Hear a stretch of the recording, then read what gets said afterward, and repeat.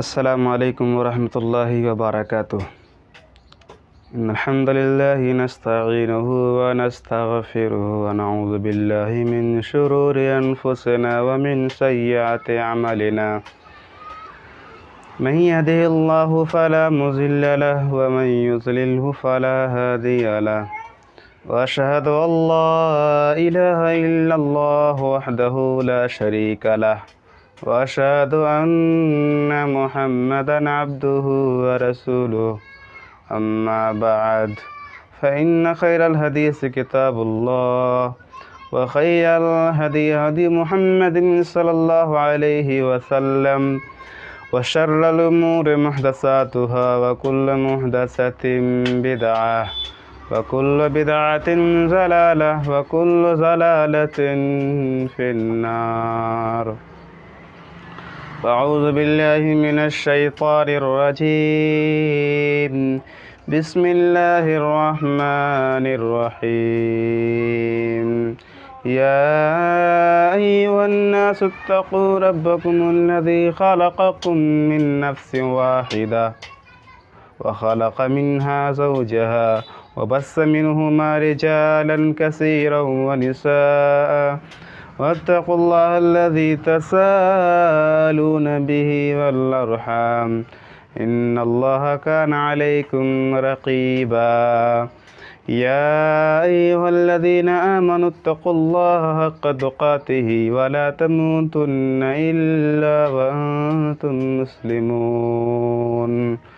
يا أيها الذين آمنوا اتقوا الله وقولوا قولا سديدا يصلح لكم أعمالكم ويغفر لكم ذنوبكم، ومن يطع الله ورسوله فقد فاز فوزا عظيما۔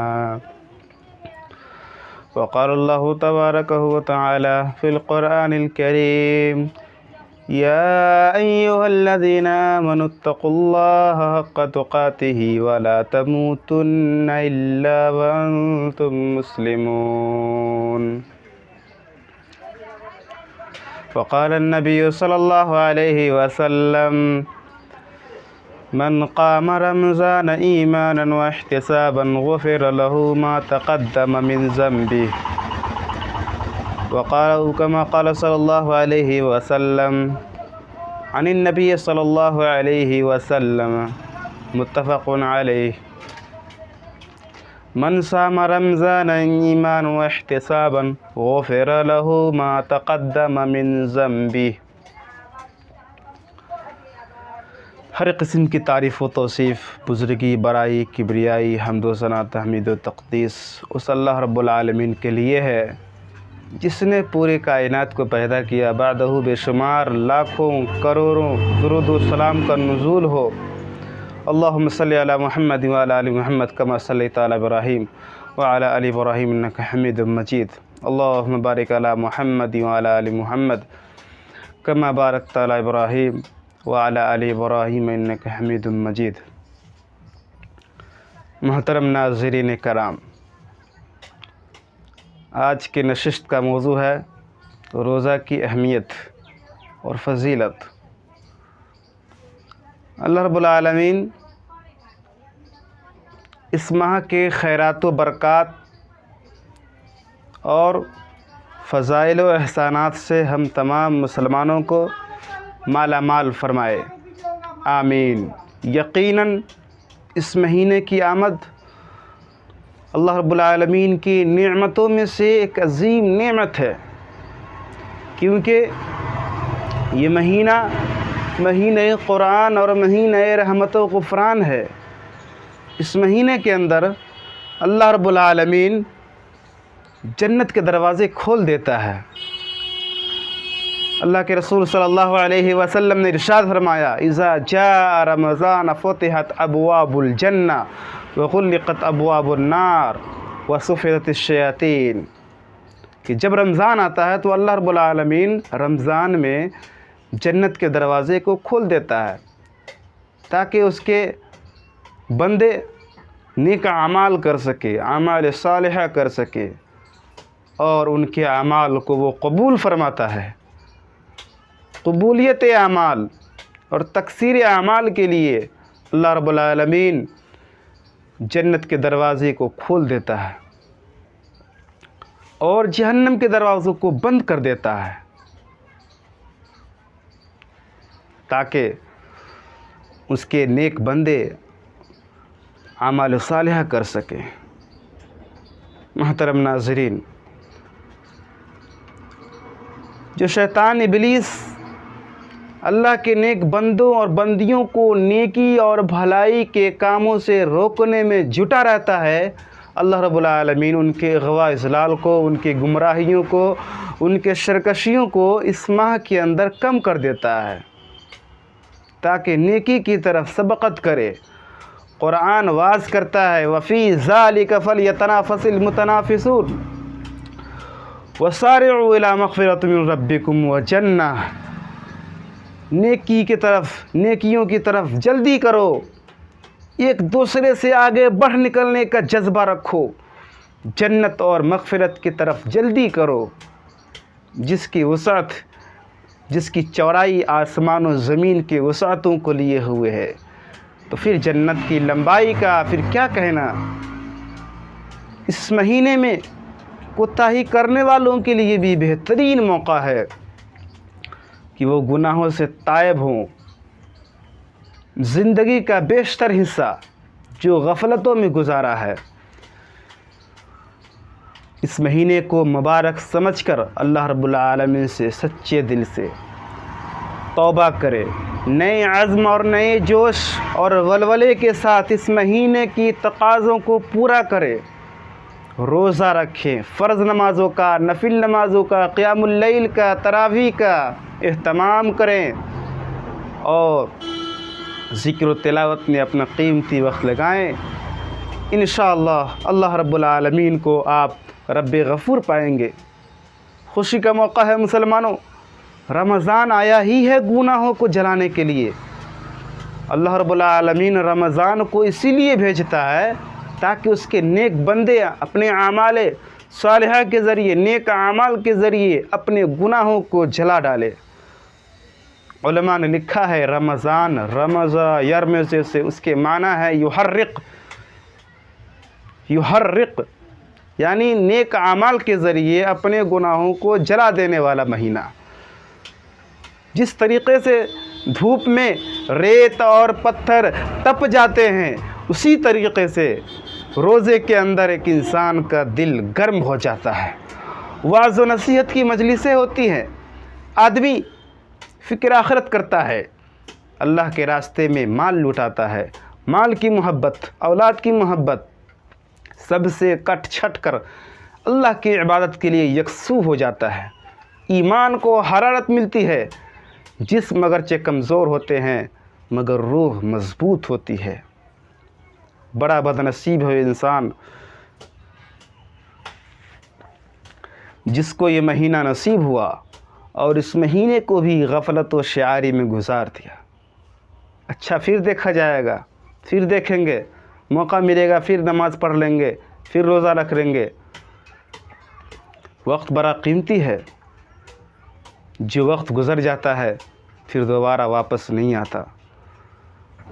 بہت سارے لوگ اس ماہ میں، اس رمضان المبارک میں خورد و نوش کا انتظام کرنے میں، کھانے پینے کے اشیاء انتظام کرنے میں یوں ہی گزار دیتے ہیں۔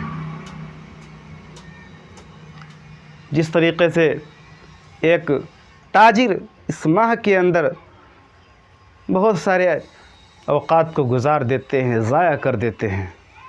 اگر ان کو مسجد میں آنے کی بھی توفیق ہوتی ہے تو آئے، جلدی جلدی نماز پڑھے، بھاگے، بالکل تلملاتے ہوتے ہیں، پریشان نظر آتے ہیں، رکوع اور سجدے امام کے ساتھ جلدی کرتے ہیں۔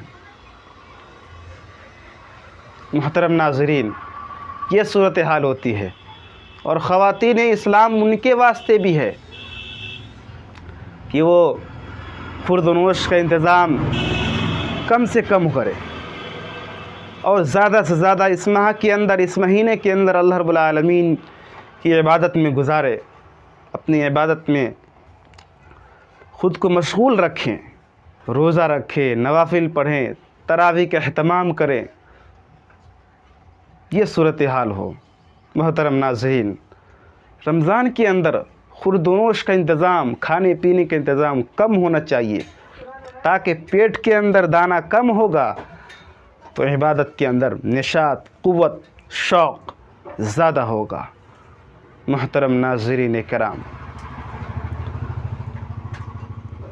اس مہینے میں وقت کو ضائع نہ کیا جائے، زیادہ سے زیادہ اللہ کی عبادت و ریاضت میں خود کو مشغول رکھا جائے۔ وقت بڑا قیمتی ہے، جو وقت گزر جاتا ہے، ہر دن، ہر گھنٹہ، ہر منٹ، ہر سیکنڈ، ہر لمحہ ہم اپنی موت سے قریب تر ہوتے چلے جاتے ہیں، ہمیں احساس ہی نہیں ہوتا۔ دن گزرتے جا رہے ہیں، اپنی موت سے قریب تر ہوتے چلے جاتے ہیں۔ محترم ناظرین کرام، اللہ کے رسول صلی اللہ علیہ وسلم، اس سے پہلے اللہ رب العالمین ارشاد فرماتا ہے، یا ایھا الذین آمنوا کتب علیکم الصیام کما کتب علی الذین من قبلکم لعلکم تتقون۔ اللہ رب العالمین اس آیت کے اندر ایمان سے جو متصف ہیں، اس میں سبھی داخل ہیں، مرد حضرات بھی داخل ہیں، عورتیں بھی داخل ہیں، اور جن بھی داخل ہے، کیونکہ وہ بھی اسلام لانے کے مکلف ہیں۔ اس لیے اللہ رب العالمین ارشاد فرماتا ہے، یا ایھا الذین آمنوا وما خلقت الجن والانس الا لیعبدون، کہ میں نے جناتوں کو اور انسانوں کو صرف اپنی عبادت کے لیے پیدا کیا ہے۔ محترم ناظرین و سامعین و سامعات، ذرا غور کرنے کا مقام ہے۔ اس آیت کے اندر اللہ رب العالمین نے فرمایا، یا ایھا الذین آمنوا کتب علیکم الصیام کما کتب علی الذین من قبلکم لعلکم تتقون۔ اے ایمان والو، تم پر روزہ فرض کیا گیا جس طرح تم سے پہلے کے لوگوں پر روزہ کو فرض کیا گیا تھا۔ محترم ناظرین، لعلکم تتقون، آگے اللہ رب العالمین نے فرمایا تاکہ تمہارے اندر تقوی پیدا ہو جائے، تاکہ تمہارے اندر اللہ کا ڈر ہو، اللہ کا خوف ہو۔ روزے کا مقصد صرف بھوکا پیاسا رہنا نہیں، بلکہ اللہ رب العالمین کی رضا حاصل کرنا، اللہ رب العالمین کا ڈر، خوف حاصل کرنا ہے۔ محترم ناظرین، اس آیت نے یہ بتایا کہ روزہ ایک قدیم اور اہم عبادت ہے۔ روزہ ایک قدیم اور اہم عبادت ہے۔ حضرت آدم علیہ السلام سے لے کر کے ہمارے نبی جناب محمد الرسول اللہ صلی اللہ علیہ وسلم تک نازل ہونے والی تمام شریعتوں کے اندر بلا استثناء تمام شریعتوں کے اندر روزہ مشروع رہا ہے۔ اس کا مطلب یہ ہے کہ یہ ایسی محتم بالشان، کثیر المقاصد، عظیم المنافع عبادت ہے کہ کوئی امت اس سے مستغنا نہیں ہو سکتی۔ اگر روزے سے استغنا اور اس کے ثواب سے بے نیازی ممکن ہوتی تو اللہ رب العالمین بعض امتوں سے روزہ ہٹا لیتا، لیکن امتوں کے اندر روزہ کو فرض کرنے کا مطلب یہ ہے کہ ایسی کمپلسری چیز ہے کہ اللہ رب العالمین کی تمام شریعتوں کا لازمی جز بنایا روزے کو۔ اگر تم پر یہ روزہ کو فرض نہ کیا جاتا تو یہ بڑی حرمان نصیبی ہوتی، تمہارے لیے خسارہ کی چیز ہوتی، تم پر روزہ کو فرض نہیں کیا جاتا۔ محترم ناظرین، اسی طریقے سے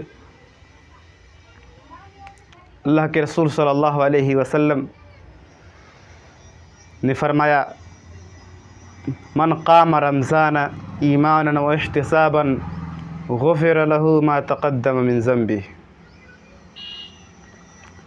کہ جس نے رمضان میں قیام کیا، من قام رمضان، جس نے رمضان میں قیام کیا، ایمانا و احتسابا غفر له ما تقدم من ذنبه۔ علامہ خطابی نے اس کا اچھا معنی بتایا کہ پورے ہمت کے ساتھ، پورے شوق کے ساتھ، پورے جذبے کے ساتھ، پوری خوش دلی کے ساتھ رمضان میں قیام کیا، ان کے لیے اللہ کے رسول صلی اللہ علیہ وسلم نے کیا فرمایا؟ غفر له ما تقدم من ذنبی، اس کے اگلے پچھلے تمام گناہ معاف کر دیے گئے، بخشے گئے۔ اسی طریقے سے اللہ کے رسول صلی اللہ علیہ وسلم نے فرمایا، متفق علیہ روایت ہے، بخاری مسلم کی حدیث ہے، اللہ کے رسول صلی اللہ علیہ وسلم نے فرمایا، من صام رمضان ایمانا و احتسابا غفر لہ ما تقدم من ذنبی، جس نے رمضان میں روزہ رکھا، اور یہی معنی علامہ خطابی نے بھی بیان کیا کہ پورے خوش دلی کے ساتھ، پورے ہمت کے ساتھ، پورے جذبے کے ساتھ روزہ رکھا تو اس کے لیے غفر لہ ما تقدم من ذنبی، اس کے اگلے پچھلے تمام گناہ معاف کر دیے گئے۔ محترم ناظرین کرام، ہمیں چاہیے کہ اس مہینے کی تقاضوں کو پورا کرے، پورے خوش دلی کے ساتھ ہم سارے روزے رکھیں، بلا عذر کے۔ ہم مضبوط ہیں، صحت مند ہیں، بیمار نہیں ہیں، مسافر نہیں ہیں تو روزہ رکھیں۔ اگر ہم مسافر ہیں تو روزہ چھوڑنے میں اختیار ہے، آپ کی مرضی، روزہ رکھیں نہ رکھیں۔ آپ بیمار ہیں، آپ کو اختیار ہے روزہ رکھیں یا نہ رکھیں۔ اور فعدۃ من ایام اخر، آپ دوسرے دنوں میں آپ روزے کی گنتی کو پورا کریں، روزہ رکھیں۔ اللہ کے رسول اللہ رب العالمین نے چھوڑ دیا کہ اگر آپ روزہ نہیں رکھ سکتے تو آپ دوسرے دن روزہ کو پورا کریں، فعدۃ من ایام اخر۔ تو ان تمام شرائط کو مد نظر رکھتے ہوئے ہمیں اس رمضان المبارک کے تقاضوں کو پورا کرنا ہوگا۔ محترم ناظرین، اب آخر میں اللہ رب العالمین سے دعا ہے کہ اللہ رب العالمین ہم تمام مسلمانوں کو پورے خوش دلی کے ساتھ، پورے ہمت کے ساتھ، پورے جذبے کے ساتھ روزہ کو رکھنے کی توفیق عنایت فرمائے۔ اللہ جو بیمار ہے اللہ انہیں شفا فرما، مکمل شفا فرما، انہیں شفا کاملہ و عاجلہ عطا فرما۔ اللہ جو درد میں مبتلا ہیں اللہ ان کے درد سے نجات عطا فرما، اور ان کو ہمیشہ کے لیے اس کے جسم سے ہر بیماری کو نکال دے، ہر درد کو نکال دے۔ اللہ رب العالمین ان کو جلد از جلد شفا یابی مکمل عطا فرما۔ وآخر دعوانا ان الحمد للہ رب العالمین، صلی اللہ العظیم رب العرش العظیم ان یشفیک۔ السلام علیکم ورحمۃ اللہ وبرکاتہ۔ شاہد سرسی کو سبسکرائب ضرور کیجیے اور کامنٹ کر کے ضرور بتائیے۔